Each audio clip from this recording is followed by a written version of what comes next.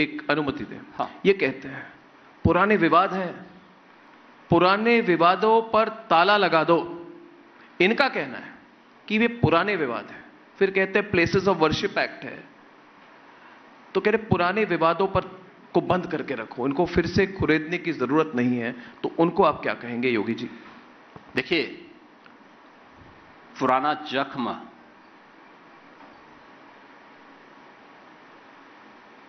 का उपचार होना बहुत आवश्यक है, नहीं तो कैंसर हो जाता हो।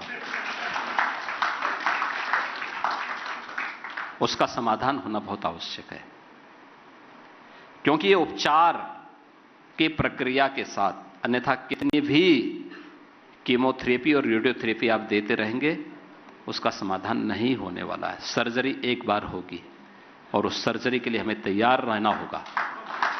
सर्जरी थोड़ा कितना भी बड़ा क्यों ना हो, अगर एक बार कायदे से सर्जरी हो जाएगी तो नए सिरे से फिर वह आगे बढ़ेगा। और मुझे लगता है कि इस प्रकार के विवादों का समाधान का रास्ता हमें आगे बढ़ाना है। जितना महत्व है संभल का मंदिर वहां बननी चाहिए फिर से। मैं एक सीधा सवाल है कि मैं पूछना चाहता हूं, मंदिर अगर आईने अकबरी मंदिर बननी चाहिए संभल में योगी जी? आईने अकबरी इस बात को प्रमाणित कर रहा है कि यहां पे श्रीहरि के मंदिर को तोड़ करके कोई एक ढांचा खड़ा किया गया है, तो लोग अपनी आत्मा को एक बार झकझोरें, देखें, उसको स्वीकार करें। जी, बीमारी को समय रहते स्वीकार कर लेना चाहिए, नहीं तो दिक्कत खड़ा करता है। ये आपने बहुत बड़ी बात कही, इशारा नहीं बहुत डायरेक्टली बात कही। यही बहुत अच्छा लगता है आपको, जो सीधे तरीके से आप बात करते हैं। योगी जी, आपको इंटरव्यू करने का मौका ज्यादा मिलता नहीं है, आप आजकल लो प्रोफाइल हो गए हैं, आप हमसे बात नहीं करते, मगर जब मौका मिलता है तो एक तो मुझे अच्छा लगता है, तो बिल्कुल जो आपकी तीर है और आपकी टारगेट है बिल्कुल क्लियर है, और उसके लिए धन्यवाद कि आपने संभल पे इतनी विस्तृत तौर से बात की।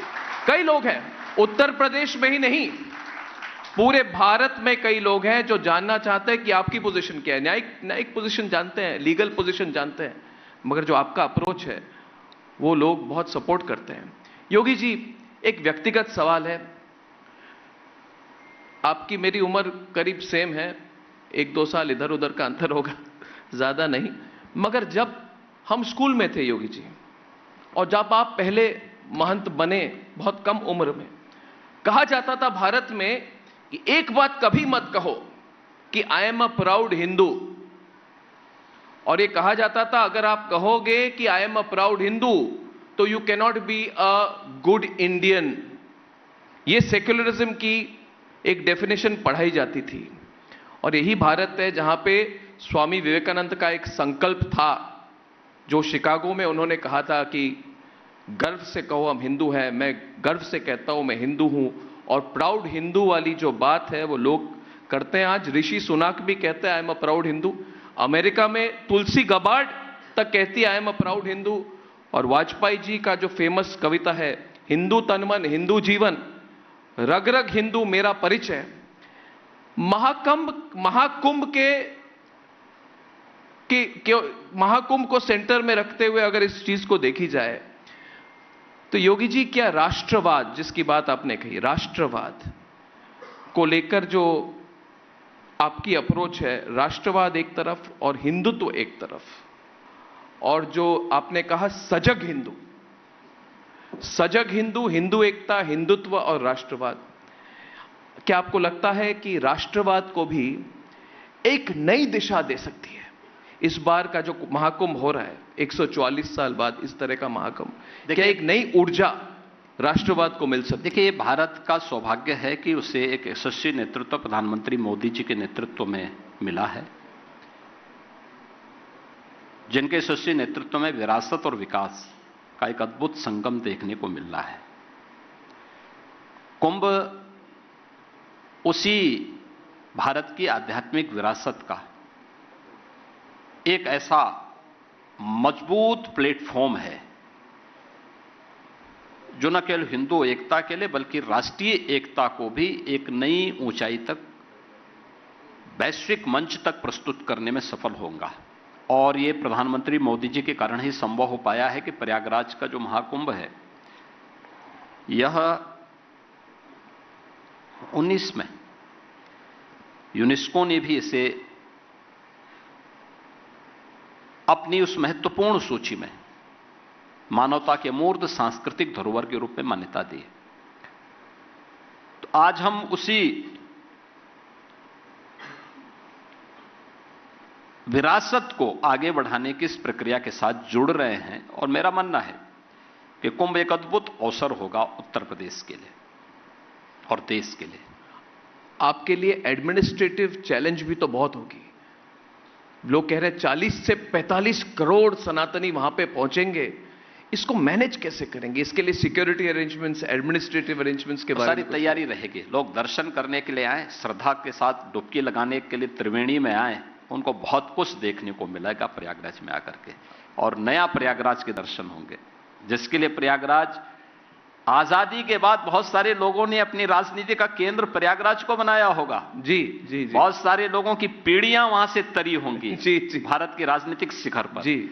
लेकिन प्रयागराज को एक कहां लेके गए थे, और आज मोदी जी के प्रयागराज में अगर आप देखेंगे, या मोदी जी के काशी को आप देखेंगे और मोदी जी के अयोध्या को आप देखेंगे, तो कैसा दर्शन होगा। एक बार देखें तो वे लोग जिनको कभी प्रयागराज ने पीढ़ियों को आगे बढ़ाने का काम किया था, तो प्रयागराज और आज के प्रयागराज की तुलना करें। योगी जी, एक सवाल है कि कुछ लोग घर वापसी का मजाक समझ रहे थे, मगर आजकल एक ट्रेंड यह भी है, और मैं किसी धर्म का नाम नहीं ले रहा हूं, कि जिनके पूर्वज हिंदू थे, किसी दबाव में धर्म बदल ली थी उन्होंने, वो वापस सनातन के पथ पर लौट रहे हैं।